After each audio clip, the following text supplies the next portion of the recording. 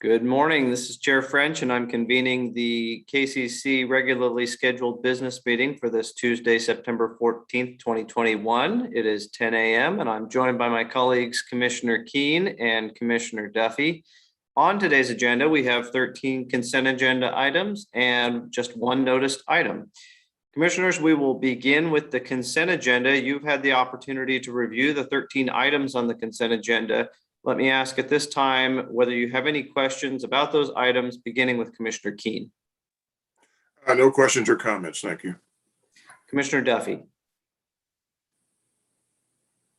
Good morning. I have no comments, and I move approval of the consent agenda. Second. We have a motion and a second to approve the consent agenda items. Is there any further discussion on that motion? Hearing none, those in favor, please vote aye. Aye. Aye. Aye. The consent agenda is approved. We now move to our one noticed item. This is in docket number 22 TRAM 121 PEN, and it is a proposed penalty order in that docket. Our presenter for this item is Mr. Hassan Latif. Hassan, good morning. Good morning, commissioners. I'll go through a little bit of the background with this carrier with you. The penalty order before you assesses $15,000 in penalties against Gala Farella, DBA E&J Transport. This is a carrier with considerable history with the Transportation Division. In 2015, the carrier was submitted to a compliance review and was issued $2,450 in penalties from the commission. And in 2019, after involvement in a fatality accident, the Transportation Division again conducted a compliance review, which resulted in $12,300 in penalties. Simultaneous with that 2019 penalty order, the commission issued an out-of-service order for the carrier due to its pervasive safety issues. And the carrier, after that, was found operating on 2 occasions in defiance of the out-of-service order. And as a result, the KHP impounded several of the carrier's vehicles. After protracted negotiations for over a year with the carrier, and after receiving evidence that the carrier had registered vehicles that it was impounded and corrected and prepared some of the vehicles that were involved in the impounds, Transportation Division and the carrier entered into a settlement agreement that allowed for the return of their impounded vehicles. Pursuant to the 2019 penalty order, the carrier was required to submit to another compliance review, a follow-up review within 18 months. And the penalty order before you is the result of the findings of that follow-up compliance review. The penalty order issues fines for 7 violations, all of which are enhanced for being repeat violations and because of the severity of the issues and safety issues involved. The violations include, first is a violation for operating over the 85,000 pound weight limit. This carrier hauls primarily manure for livestock feed operations and repeatedly has been found operating 10,000 pounds or more above the statutory limit of 85,000 pounds. Which is a danger to other motorists and also is contrary to our statutes. In the most recent review, investigators found 41 such violations, and this order assesses a $4,000 enhanced penalty pursuant to the penalty matrix. Also, a $1,000 enhanced fine for operating of vehicles without valid insurance, which was found in a previous order, a $1,000 enhanced fine for operating vehicles without proper commercial registration, which was previously found, a $1,500 enhanced fine for failure to maintain records of inspection and repairs on the vehicles, which was also previously penalized, a $2,000 enhanced fine for failure to provide requested supporting documents, and a $500 enhanced fine for failure to retain documents evidencing the inspector's qualifications to conduct inspections of the vehicles. Staff is also requesting the commission diverge from the penalty matrix to assess a $5,000 enhanced fine to the carrier for operating while under KCC out-of-service orders.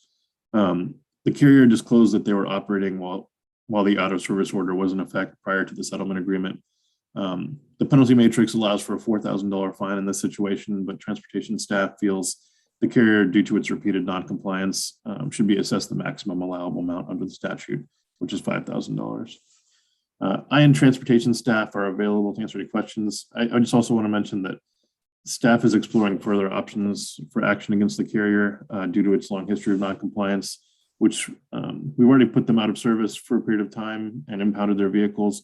Our other option is potentially to schedule a show cause hearing, requesting the carrier appear before the commission to answer directly about their inability to comply with commission regulations and why they should be allowed to continue to operate. We think just because we already put them out of service once, we feel that trying something a little bit different might be effective.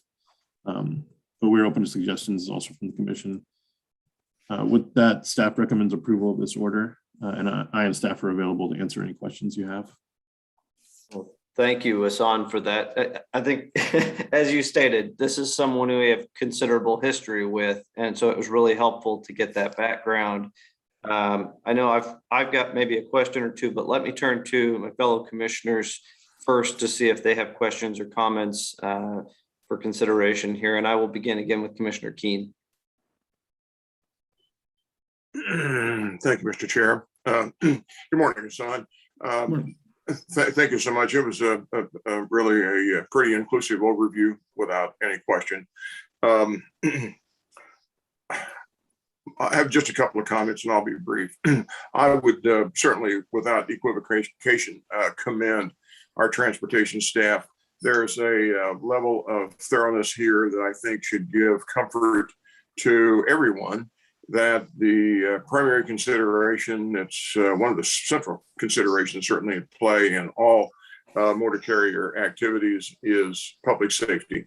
And what do we do to ensure that the public can have some assurance that all the motor carriers out there that they come into contact with, or that they hopefully don't come into contact with, are being regulated in the appropriate way. And I think that this order, I think that the actions that we're taken that give rise to the order manifest that that's the fact. And so toward that, to that, I really commend our transportation staff. I think under the circumstances, I believe, given what I'm seeing here, are basically not only serious violations, but repeated same or similar violations, almost without constraint. It's discouraging. But I think because of that, the recommendations that the staff has made are quite appropriate, and I intend to support them by voting for the order. Thank you very much for your work as well, Hassan. Thank you, Commissioner Keen. Commissioner Duffy, do you have any questions or comments on the order?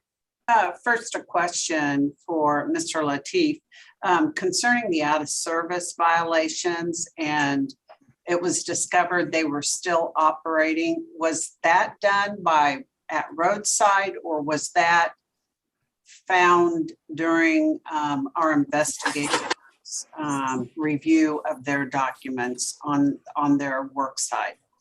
So we during the compliance review, we had already known about 2 situations where they were operating. That's when we impounded the vehicles. They disclosed to us that there were we asked for their gross receipts for the year that while they were out of service, and they disclosed that they had receipts and that they had been operating to a certain extent during that time. And that's what that violation is based on. It's not based on the 2 previous impoundments. It's on other operations that they had done. Okay, thank you. Thank you for clarifying that. So they still had other vehicles that they were using, even though as an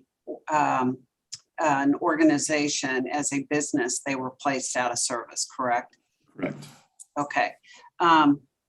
I believe your phraseology was the continued inability for this company to comply with the laws of the state of Kansas and of the United States government as well. I applaud the fact that you are looking at what else can we do, since our actions don't seem to have an impact on them, and their name is becoming way too familiar with us in terms of coming before with penalties and violations.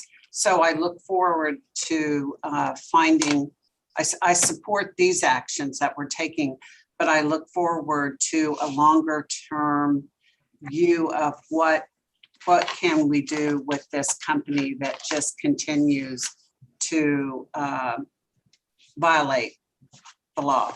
Thank you. And with that, Mr. Chairman, I would move approval. Second.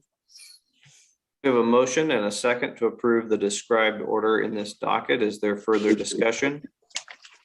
I would just add, I think I had a question at first, but Mr. Lateef answered it. And it's in the same vein as Commissioner Duffy. I mean, my question would have been, I fully support the penalty in this docket. I think staff has recommended the right thing here. But it doesn't appear that the penalties have elicited the required response in the past. And so while I approve I think we need to move forward with that. I mean, my questions are going to be around, what's the future process for follow-up inspections and enforcement in the future. And it sounds like staff is having those conversations. So I won't necessarily ask for any particular answer here, but I do support, as Commissioner Duffy and Commissioner Keene said, that we do move forward to try to understand a way to actually achieve compliance from this carrier in the future. So thank you for your efforts. And I think I saw Commissioner Duffy raise her hand as well. Two things. First of all, are we notifying the local sheriff and the highway patrol of our actions as well, so that they are aware of what we're doing? Just an FYI. I believe Penny and Erica, the investigators in this, work with the local law enforcement. Gary may have something to add to it, though. No, they're well aware of what we're doing, and they are actually involved in our activities too. They help with the investigations. So we're involving all the stakeholders in Western Kansas on that. And I'd like to make a final comment. We need every good motor carrier business we can keep in this state. We are short of truckers. We're short of drivers. I know they must have good business. And if they would only subscribe to doing it the right way to stay in business, they could be in business. The things we are asking them to do are not they're not onerous. They are what every other motor carrier goes through. And we need them to be compliant, but we also just need them, especially in that area of the state. So I'm really confounded, like why they just aren't complying when they have so much to offer employees and businesses in that area of the state. Thank We you, definitely Commissioner Duffy. If there is no further discussion on the pending motion, I will call the vote. Those in favor of approving the described order in this docket, please vote aye. Aye. Aye.